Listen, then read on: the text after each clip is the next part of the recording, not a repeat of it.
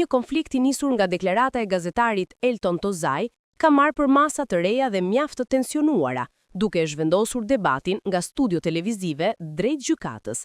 Moderatorja Luana Vjolca ka vendosur ta padis zyrtarisht gazetarin, pasi akuzat dhe insinuatat e tij janë konsideruar nga pala e saj si të pavërteta, fyese dhe cënim i rënd i figurës publike. Gjithçka nisi pas një interviste të Tozajt në emisionin Zgjohu me MCN Tip, ku gazetari deklaroi se Luana ishte fiksuar pas ish partnerit, Krenar Çocaj, dhe se e ndishte atë dhe partneren e tij aktuale, Endi Demnerin. Ai përmendi disa raste të pretenduara si një fluturim drejt Milanos ku, sipas tij, moderatorja e gjendi në të njëjtin avion me qiftin. Afërsia e vendodhjes së saj gjatë pushimeve të verës në Saint-Tropez, në të njëjtën qytet ku gjendej ish partneri.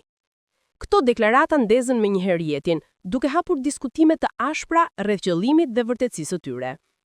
Pas emisionit, avokati i saj ka kontaktuar gazetarin për të kërkuar sqarime dhe prova mbi deklaratat e bëra në publik. Tozaj vet a bëri këtë publik përmes një postimi në Instagram Story, duke shkruar: Luana më vë avokatin të më marrë në telefon pas intervistës.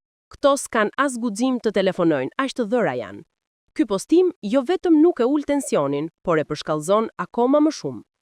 Pak orë pas deklaratës së parë, Tozaj reagoi sërish, këtë herë me një mesazh të drejtpërdrejtë dhe të ashpër, të cilin shumë e interpretuan si kërcënim.